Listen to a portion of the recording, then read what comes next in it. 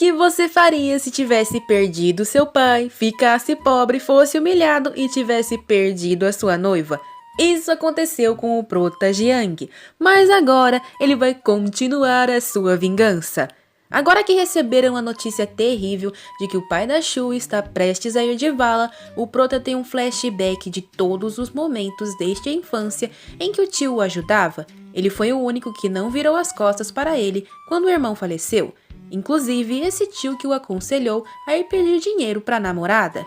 Deu certo? Não, mas pelo menos foi um conselho. Desde criança, ele já o tratava como filho e sempre dizia que Jiang se casaria com uma de suas filhas e se tornaria seu genro. Após voar pela estrada, eles chegam na emergência e correm diretamente para perto dos médicos. Uma garota loira que é profissional na área, chamada Kim Rong, os recebe já os reconhecendo. Ela manda Jiang esperar fora da sala, mas a Shui rebate dizendo que a Kim havia pedido a presença do seu marido ali. A loira apenas fala que foi por causa do Jiang que a condição do tio piorou, então o Prota não devia nem estar pisando no hospital. Então chamou por quê? Todos seus ajudantes começam a elogiar a técnica de agulhas que a médica usou no paciente, mas o Jiang fala que a profissional está deixando os sentimentos a dominarem e debocha de sua capacidade, e a compara com um sapo que não para de coachar. Obviamente começam a xingá-lo, enaltecendo a médica e todas as vidas que ela já salvou. O Jiang fica sério e diz que se ela realmente é inteligente, deve deixar os sentimentos pessoais para trás e deixá-lo entrar para ver o seu tio. Pela cara da mulher eu tô desconfiando que ela é outra ex dele, hein? O Prota passa por ela e a médica não impede, para a surpresa de todos. Finalmente, a família vê o tio Wang, que tá com uma cara de pura saúde. Ao olhá-lo, o Jiang vê que seu pulso está diminuindo, diferente do avanço médico que Rong falou que tinha feito. Ele está claramente prestes a capotar. Ele grita e pede agulhas de acupuntura. Rong fala que acabou de dar uma injeção no paciente e ele está estável agora. Seus ajudantes berram que ele não tem licença médica. E é óbvio que a mãe da Shui fica deprimida enquanto a filha pede para o seu marido se acalmar. Mas um dos médicos percebe que a pulsação do paciente está caindo muito rápido e isso deixa todos em pânico. O tio começa a se tremelicar todo, vai capotar já já. O Jiang vê uma caixa de primeiros socorros e, empurrando a médica, rumo em sua direção. Ele pega um saco com agulhas e pensa na técnica que tem aplicado em si mesmo. Ela não vai curar o câncer, né? Mas pode transmitir esse poder pelas agulhas, talvez aumentando o seu tempo de vida. E lá vai a agulhada na cabeça do indivíduo. Tu tá maluco? O cadáver para de se mexer. Quer dizer, o tio fica estático. A pulsação para e a médica pensa que já é tarde demais. Mas o Prota não desiste. Ele pensa que não foi capaz de salvar seu pai antes, devido ser um fracassado. Então, um poder em formato de dragão emana dele, enquanto ele mentalmente jura que irá salvar o tio. E depois de outra agulhada com muita força de vontade, o cadáver volta à vida, meu povo, deixando todos em choque. Rong já pergunta como diabos ele fez aquilo. Apesar de ter estabilizado o tio com a técnica Xuanjing, ele precisa explicar a melhora repentina. Então dá a desculpa de ter aprendido aquilo no exército. Fora do país, ele viu essa técnica com uma tribo misteriosa. Que tribo e em que país? O Prota disse que jurou para a tribo que não iria falar ou ensinar tal técnica para ninguém. Claro que todos os médicos ficam loucos com a resposta. Ele apenas diz que eles precisam parar de agir como crianças e os médicos deveriam focar nos seus pacientes em primeiro lugar. A médica Rong concorda com o Prota, pedindo para todos se acalmarem e focarem no tratamento do tio Wang, e eles a obedecem sem reclamar. Enquanto sai da sala, a loira se vira e diz que Jiang não é o perdedor patético que os rumores dizem. Mas em pensamento, ela já sabe que aquela história da tribo é fachada e jura pelo seu nome que irá desvendar cada um de seus segredos. Agora o maridão tá indo falar com a Shui. Ela o abraça e o deixa em choque. A mulher agradece imensamente por salvar a vida de seu pai. E afagando sua cabeça, ele diz que é o mínimo que deveria fazer, visto que é seu marido. Ele aconselha ela a levar sua mãe para descansar, porque parece que a véia acabou desmaiando nessa confusão. Ele promete que cuidará do tio nesse tempo e, corando, a menina o chama de querido marido. A boca do prota quase cai no chão e a menina desconversa envergonhada, saindo logo em seguida. A imagem do rosto da Shui não sai da cabeça do Jiang enquanto ele cuida de seu tio, até que de repente ele desperta. Ele está se sentindo renovado após dormir e achou estranho, já que pensou que ia pro caixão. Ah, tio, é que você é um homem muito sortudo, sabe? Depois de informar sobre a esposa e a filha do tio, ele coloca seus óculos e comenta que precisa tratar de um assunto sério. Sua saúde anda debilitada nos últimos anos e ele vem preparando-se para amparar sua família caso o pior aconteça. Ele sabe que o genro está procurando a causa do falecimento de seu pai ainda, visto que ele teve uma doença misteriosa, mesmo com saúde. O tio nunca acreditou nessa versão, mas não encontrou os culpados do capote, e sim algumas pistas. Aparentemente tudo parece ser culpa do tio mais velho, o Tiaming. Ele vendeu informações de um projeto do pai de Jiang, o arruinando e planejando sua saída e expulsão da família. Mas quem é esse cara mesmo? Aquele que se apropriou da mansão no início da história. Com aquela traição ele se adoeceu e não teve dinheiro para se tratar, e lógico que o prota fica possesso com tal descoberta. Na mansão do dito cujo, ele acaba de acordar de um sonho com seu irmão falecido e acredita que é devido à pressão financeira que está sofrendo. Ele culpa seu filho por não ter enviado dinheiro ou mulheres para o líder de uma filial e conseguir sua assinatura salvadora. Ele grita chamando Xuan e ele abre a porta mandando relaxar. Seu pai pergunta que diabos ele fez naqueles dias.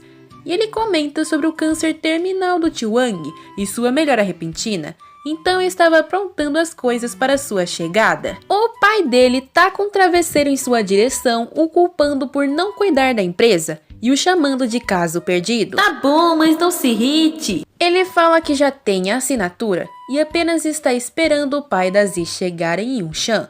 Ele explica que o filho da família que conseguiu a assinatura está querendo a Shui. Ele sussurra um plano maquiavélico para o seu pai, que fica muito animado em praticá-lo. Os dois são família mesmo, ambos com cara de desgraçado. Agora a família está chegando na mansão Jiang, e o prota já mentaliza que tomará tudo de volta para si.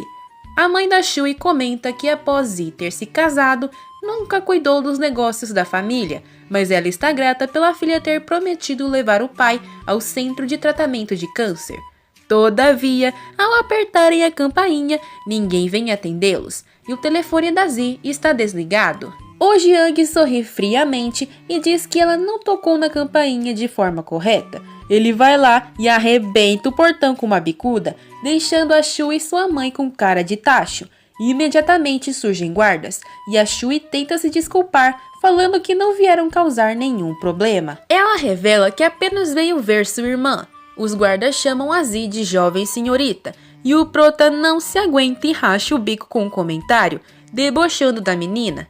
Lógico que os guardas ficam bravos e perguntam quem diabos é aquele bastardo. E lá vem a apaziguadora de novo. Shui fala que Jiang é seu marido, e eis que surge o casal desgraçado. O Xuan e sua esposa Zi querem saber quem está atrapalhando seu sono e causando alvoroço. Os guardas informam que tem uma garota dizendo ser irmã dela e, além disso, um bastardo quebrou o portão. A mãe berra para a filha deixá-la passar e a Zi encara eles friamente e diz que tinha até esquecido que tinha irmã. Então os autoriza a entrar. Ela finalmente nota a presença de Jiang e ordena que ele não se aproxime. Ela manda seus guardas o jogarem para fora e a Shui se joga na frente do marido, o defendendo. Ela grita falando que Jiang é cunhado dela. Os guardas mandam ela se afastar, caso contrário pode se machucar e não será culpa deles. O prota fala o mesmo para ela, sorrindo calmo. Depois ele debocha dos guardas, os chamando de cachorrinhos que não foram devidamente adestrados, e que como ele é o mais velho dali, ele precisa ensinar para quem eles não devem latir. Quando um segurança começa a retrucar, ele toma um socão na fuça do Jiang. O restante dos guardas avançam sendo comandados pelo primo, mas levam uma bela de uma surra, com chutes, golpes de judô e tudo mais. O Jiang ainda termina numa pose, falando que é a vez do seu primo e de sua cunhada. Os dois desgraçados ficam meio assustados, mas a Zi fala que se tocar no fio de cabelo deles, chamarão a polícia para prendê-lo. O Jiang abre um sorrisão e manda eles fazerem isso. A mulher fala que ele está louco, enquanto o primo infeliz liga mesmo para as autoridades. A Shui diz que não vão conseguir explicar a situação para a polícia e pede para o marido se desculpar, mas ele tem tudo sob controle. Após a ligação, a Zi ameaça o ex, falando que em 5 minutos ele passará o resto de sua vida na cadeia. 5 minutos? Ah, isso é tempo bastante para arrancar seus braços, né? A menina se borra de medo e o Jiang anda em direção a eles, falando que estão ferrados. O primo infeliz fala que aprendeu artes marciais naqueles anos e tenta chutar o prota, que desvia facilmente. Eis que a polícia chegou e a cena que eles viram foi o primo tentando esmurrar o prota, que finge tomar um socão e se taca no chão. Uma policial ruiva chamada Lin aparece e diz para o primo não se mexer, pois será preso. O Jiang se vitimiza, falando que está sendo espancado até a morte. Hã? Eu nem encostei em você? Silêncio, humilhante! A menina aponta uma arma de fogo para ele e o Jiang sorri satisfeito. O primo infeliz é levado num caminhãozinho jaula, berrando, dizendo que é inocente. A Zi xinga um monte a policial Lin, falando que ela prendeu seu marido injustamente. A mulher apenas segura o queixo dela e diz que se está com saudades, ela pode prendê-la junto dele. A Zi fica de bico calado. Enquanto isso, a maca com o corpo do Jiang está sendo escoltada para o hospital. Esse aí merece o Oscar. No hospital, ele analisa o cartão da policial, que é bem jovem para o seu posto. Ela parece ser uma boa pessoa, que gosta de defender os fracos quando os vê em perigo. Ela deu seu cartão e disse que ele pode chamá-la quando precisar de ajuda. O plano do Jiang era usar das suas feridas abertas para enganar Xuan, mas acabou funcionando bem demais. No entanto, do lado de fora do quarto, uma movimentação estranha é ouvida. O tio desgraçado avisa que vai ensinar uma lição para o Jiang e que ninguém deve entrar, não importa que tipo de barulho ouçam. Ao entrar, ele sorri e pisa na cama, falando que está com sérios problemas. O Jiang debocha da cara do tio, falando que está com muito medo. O tio fala que ele precisa retirar a denúncia contra o seu primo, falando que era tudo apenas uma brincadeira de luta. Ele segura seu rosto e o ameaça, e o Jiang fala que seu tio é um idiota que enfiou a cabeça na privada. Quê? Ah, meu dedo! Os policiais do hospital escutam o som e tentam entrar, mas os guardas não deixam, já que acham que o tio está dando uma surra no pivete. Lá dentro, o Jiang fala pro seu tio que sabe o motivo dele ter vindo ali e que ele deveria ter feito uma proposta mais vantajosa pro sobrinho. Ele fala que não quer nada demais em troca, apenas o que é seu por direito, ou seja, todas as propriedades da família Jiang. O tio fica em pânico e diz que só pode dar dinheiro para ele. E o prota fala que Xuan ficará apodrecendo na cadeia então, e ele fará de tudo para ele passar pelo menos 10 anos lá. E ameaça quebrar outro dedo do tio. Quer dizer, ele quebra. Berrando, o tio fala que faz qualquer coisa desde que o deixe ir. Assim que sua mão é solta, o desgraçado fala que vai passar tudo para o nome do Jiang em breve. Ele sai enraivecido da sala, mandando seus guardas irem embora. Eles animadamente falam que os policiais tentaram entrar por conta dos gritos, mas eles os impediram. Seu imbecil, era eu que estava gritando! Ele os chama de lixo e fala que precisam buscar os contratos de transferência de propriedade para Jiang. Os guardas ficam em choque, mas o desgraçado está planejando um golpe, pois quer passar todas as propriedades falidas em milhões para o sobrinho, para que assim ele aprenda a não se meter com seu tio. Agora o Jiang conseguiu recuperar o que era seu por direito, mas está prestes a sofrer um golpe. Diante do edifício que agora está em sua posse, ele se recorda de seu pai tendo um flashback de sua infância. Ele chorava muito e reclamava pelo pai não passar tempo com ele. O pai dele sempre o consolava e dizia que ficar trabalhando no escritório era o caminho para encontrar a mãe do garoto e trazê-la de volta para ele. O Jiang inocentemente não entendia aquilo e pensava que já que ela estava no escritório, deveria buscá-lo para levá-lo para casa. O pai dele ri tristemente e depois revela que sua mãe foi presa por caras maus e somente gerindo a empresa ele poderá libertá-la. Isso ainda me soa confuso. O Jiang pensa em quantos segredos aquele lugar ainda guarda, mas de repente desvia de um ovo que é tacado em sua direção. Lá vem um coro de "Queremos salário, queremos dinheiro". Tá errado pedir? Lógico que não. A multidão enfurecida xinga o Prota e depois vários repórteres avançam sobre ele, questionando se os trabalhadores serão demitidos e se o mano está chocado por um protesto logo depois de ganhar a empresa. Olha a cara feia desses infelizes querendo um furo de reportagem. O Prota entra no prédio sem responder e questiona a secretária Zhang do que diabos está acontecendo. Ela revela que foram enganados. Assim que passaram os dados sobre o financeiro do lugar, ela percebeu que estão afundados em dívidas e tudo tornou-se público. Vários empregados não estão sendo pagos direito há anos, ou seja, o tio dele o usou e jogou a parte suja para ele.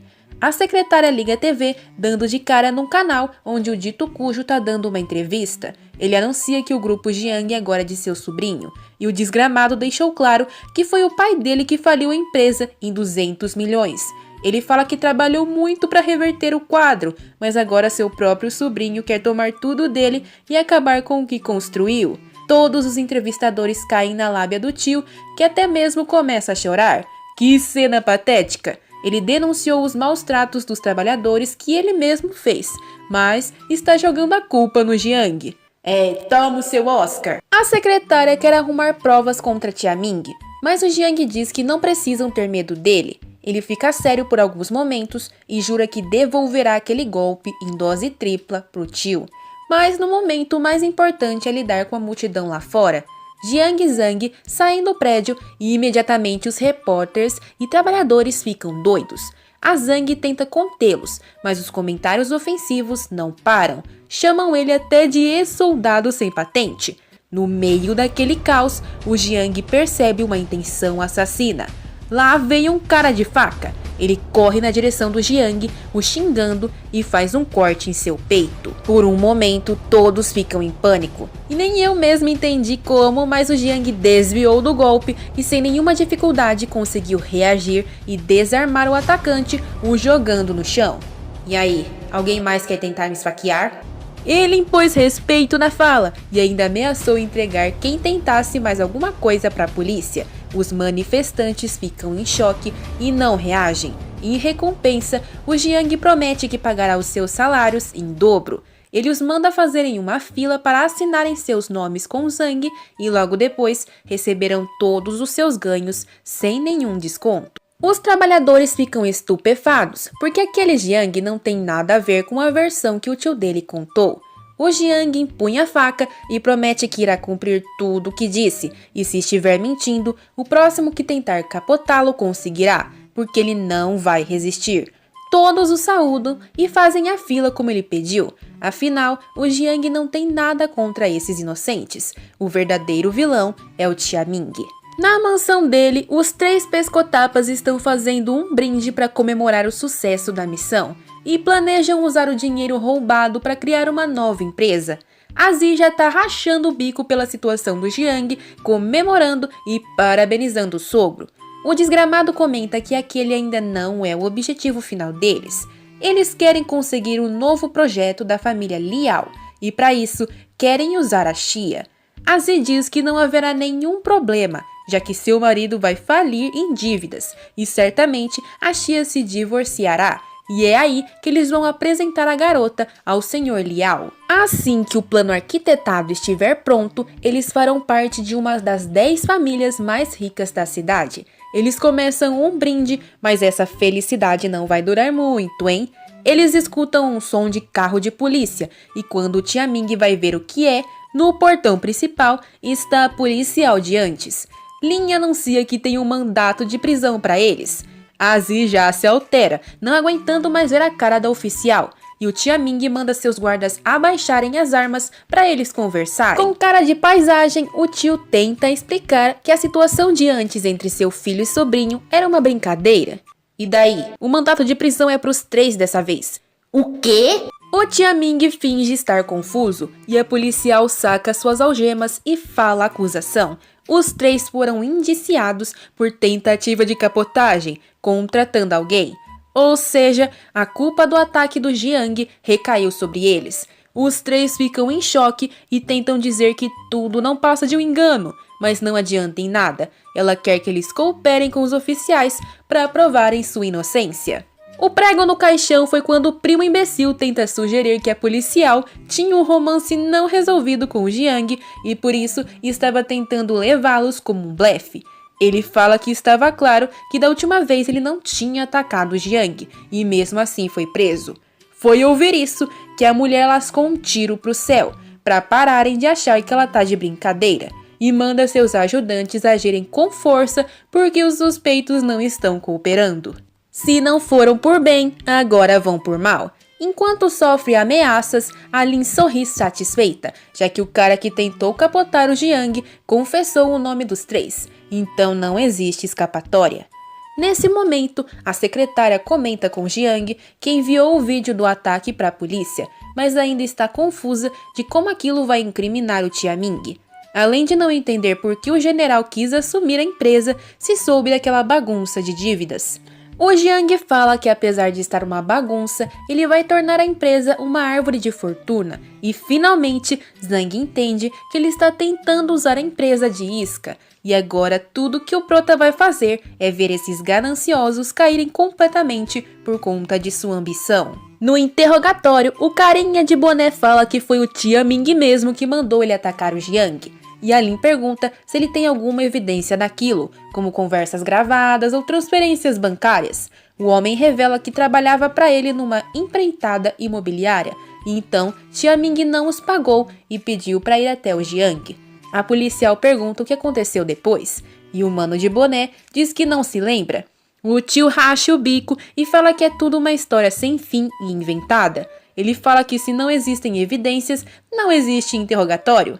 E que eles não deveriam acreditar na palavra de um analfabeto. Ainda por cima, ele vai lá e debocha dos policiais, falando para eles o soltarem. Alin fala que se no prazo de 24 horas o mano de boné não tiver nenhuma evidência, ele estará liberado. Os dois são trancados na mesma cela e o Tiaming grita que o cara de boné não passa de um trabalhador imigrante. Ouvindo aquilo, o cara fica ofendido. O tio agarra ele pelo colarinho e o xinga, falando que o incompetente não teve nem a decência de causar danos reais ao Jiang. O trabalhador pergunta se o magnata teve a intenção de usá-los contra Jiang desde o início, os demitindo de propósito. O Tiaming fala que se tiver feito isso não tem problema nenhum. Afinal, pessoas como ele nasceram apenas para servir e ajudar os ricos a fazer mais dinheiro para si. Aqueles insultos foram a gota d'água, e o mano de boné grita que o Jiang tinha razão com relação ao Tiaming, já que sua alma é podre. O tio finalmente entende que o Jiang armou aquilo, mas fala que vai sair da prisão em breve. Ah, uma noite é só do que eu preciso. O mano de boné prometeu ao Jiang que daria uma lição bem dada naquele desgramado, tanta que ele não vai conseguir segurar o frioco no lugar depois da surra. Dito e feito, no dia seguinte a cara dele tava assim. Ele foi parar no hospital e quer que alguns bandidos quebrem as pernas do Jiang. Seu filho diz que não é bom fazer aquilo agora, pois podem cair numa armadilha. Em vez disso, eles vão dar a Shui para o filho da família Liao como planejado e querem levar o Jiang para uma emboscada. O Sr. Liao tem mestres de artes marciais de outros países em sua equipe, então mesmo que seja habilidoso, o prota vai levar uma surra e deixarão ele ver sua esposa sendo levada com seus próprios olhos. O tio parabeniza seu filho e pergunta se a Zi não hesitaria em fazer aquilo com sua irmã. A cobra diz que não e liga na mesma hora para Shui, mandando levar o Jiang junto para o centro de imunização contra câncer do pai delas. Assim que encerra a ligação, os três filhos da mãe racham o bico e a cena corta pro tal Sr. Liao. Ele está rodeado de garotas, mas está com uma foto de uma mulher na mão. Segundo ele, é uma deusa que não conseguiu perseguir na escola, mas que ainda mora no seu coração. Uma das garotas puxa a foto e acaba rasgando-a no meio. É uma foto da Shui. As outras minas se tacam no chão implorando para ele não se irritar com aquilo, enquanto a moça que rasgou não tá entendendo nada. Ela até tenta se desculpar. Foi esse braço que tu usou, né? Crac! O maluco rachou o braço da mulher em 3. Nunca mais ela usa ele, véi. Uma mulher anuncia que Shui está ali trazida pela família Jiang. Porém, seu marido está com ela. O Liao fica doido porque nunca conseguiu atingir o Prota durante esses anos em que ele estava no exército. Agora ele finalmente vai se vingar. Ele chama um cara atrás dele chamado Poison Wolf, pedindo ajuda dos seus discípulos para capotar de vez Jiang Beicheng. Eis que chegaram na empresa da família Liao, o casal Jiang, guiados pelos dois filhos da mãe. O Prota achou aquilo estranho, porque quando mostrou a Jade que tinha conseguido para o pai da Shui, ele disse que tinha origem das posses dos Liao, ou seja, a pista para os fragmentos tem relação com eles. A Shui pergunta por que não tem ninguém ali dentro, e a irmã Zi fala que é porque só os dois foram convidados. A porta se fecha bruscamente e do elevador surge o Pescotapa Liao com dois brutamontes atrás de si. Ele elogia a beleza de Shui, que não tá entendendo nada, e comenta que Liao é seu ex-colega de turma. O garoto fala que a menina está sendo cruel, porque na época de escola todos diziam que eles eram um belo casal. E impaciente, ele agarra o braço da menina, e quando Jiang tenta impedir, ele é nocauteado pelo brutamonte. Ele é segurado de um lado e vê um golpe vindo do outro. Mas o mano é treinado, então mete uma bicuda na fuça de um e desvia de um soco por pouco. O Jiang fica desesperado, pois percebe que os caras do Oriente Médio têm um sopro de poder de cultivo, então não são comuns. A Shui grita desesperada pela ajuda do marido, enquanto é arrastada até o elevador. O Jiang grita por ela, mas não consegue avançar, pois desvia de outro soco. Então fica possesso falando que aqueles brutamontes não estão com vontade de viver. O casal infeliz está rindo do lado de fora, e quando se questiona se realmente vão parar o Prota, o seu marido deixa claro que os irmãos do Oriente Médio são incríveis. Um deles é muito ágil e o outro extremamente forte, fazendo uma combinação invencível. Oh, que invencível! Pena que não deu pro gasto, porque o Prota esfregou a cara de um no chão e tá com o outro segurado pelo pescoço, o chamando de pulga saltitante e mandando ele dizer como se abre o elevador. Todavia, ele só abre com um cartão de identificação. O Jiang joga o infeliz no chão e tenta socar a estrutura. O mano começa a debochar dele, mas não é que o trem rachou de verdade em 1000 pedaços. O que um homem determinado não é capaz de fazer. Nesse momento, a Shui está sendo tacada na cama e ameaçada. O Liao deixa bem claro que vai fazer o bem bolado com ela, mesmo à força. Tá doido, filho? Eu sou casada! Tudo bem, a partir de hoje você vai ser viúva. Ele rasga a roupa dela e a garota berra pelo marido, que chega explodindo a porta e metendo a mão na fuça do desgramado. Ele é atacado na parede e cai de maduro, enquanto Jiang tenta acalmar a Shui. A menina chora em desespero, pedindo para voltar para casa, e ele dá seu casaco para ela, dizendo que eles já estão indo. Mas eis que na porta aparece uma legião de caras do Oriente Médio e vral, no pé da menina aparece essa cena de filme de terror, o Cramunhão dizendo pra Shui ficar com ele. Essa situação tá muito doida, tá todo mundo cercando eles. Como será que eles vão sair dessa? Saberemos em breve. Muito obrigada por assistir até aqui. Se gostaram, deixem o like e compartilhem com os coleguinhas. E sayonara!